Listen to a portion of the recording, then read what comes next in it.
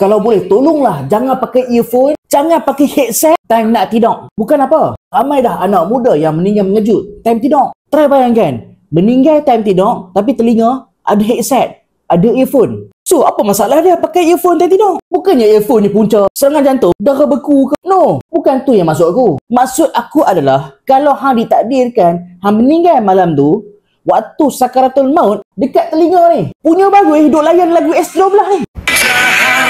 Ke lagu Bruno Mars ke?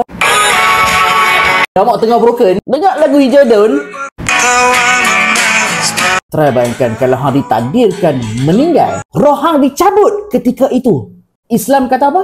Ajarkanlah kalimah La ilaha illallah Muhammadur Rasulullah ketika sakaratul maut. Sebab apa? Sebabnya ketika roh sedang dicabut, pendengaran antara panca indera yang masih berfungsi walaupun ketika nazak. Agama kita Islam ajak kepada orang yang tengah nazak mengucap. Dalam psikologi, orang yang tengah nazak ni dia tak respon apa dah. Tak buat apa dah.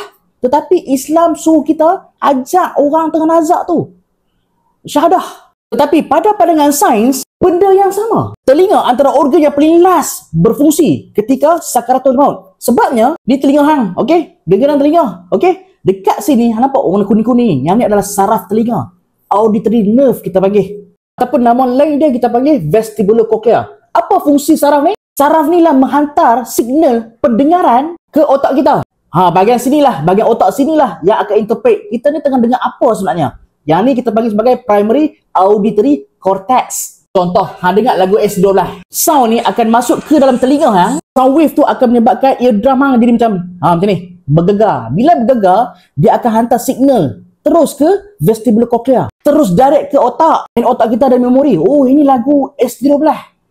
Oh, lagu dia pernah dengar ni. Aku suka. Tajuk dia Biarkan Jatuh Cinta. Sampai detail lah otak kita interpret. So, faham kan? Macam mana pendengaran berfungsi. Lalu ni apa kaitan dengan sakaratul maut? Sakaratul maut adalah tempoh yang sangat singkat. Di mana apa yang hang dengar, itu kemungkinan hang akan sebut. Sebab itulah Islam suruh kita ajak orang tengah nazak tu, Asyhadu an la ilaha illallah wa asyhadu anna Muhammadar Rasulullah. Sebab dua kalimah ni kalau kita sebut dalam sakaratul maut, tetapi tak semua orang mampu mengucap dua kalimah syahadah ketika sakaratul maut. Tengok, hanya orang beriman yang dipilih oleh Allah Ta'ala sahaja yang boleh buat. Try bayangkan kita. Dah lah kita ni kadang-kadang semayang pun tak cukup. Puasa pun kadang-kadang tak penuh. Tidur pakai earphone. Disclaimer, aku tak refer pada abang ni. Aku cuma ambil video abang ni sebagai contoh. Pakai earphone time tidur. Try bayangkan time tidur ni hang dengar lagu S12. Ditakdir buat time tu hang sakaratul maut, meninggal. Kat telinga, biarkan aku jatuh cinta. Dah lah time tu sakaratul maut.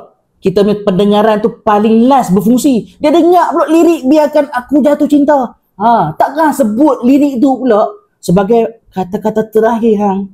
Aku bukan nak judge ke syurga ke neraka. No. Aku just nak kata tak molek lah macam tu.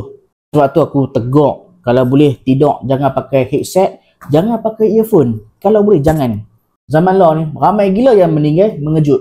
Hang tua ke hang muda ke, time tidur tu ramai yang nak dengar lagu boleh, aku kan larang. Cumanya jangan time tidur. Faham Jangan salah faham pula. Kata doktor Wan tak payah dengar lagu lah, aku ni syiah lah, aku wahabi lah. Bukan. Kita ni kalau boleh, pengakhiran kita ni bagus. Kat telinga ni tak ada lah ada headset, earphone ke apa kan. Kalau ada earphone, dengar lagu surah ke apa kan. Contoh kan, dengar Al-Baqarah time tidur. Bagus, tak ada masalah.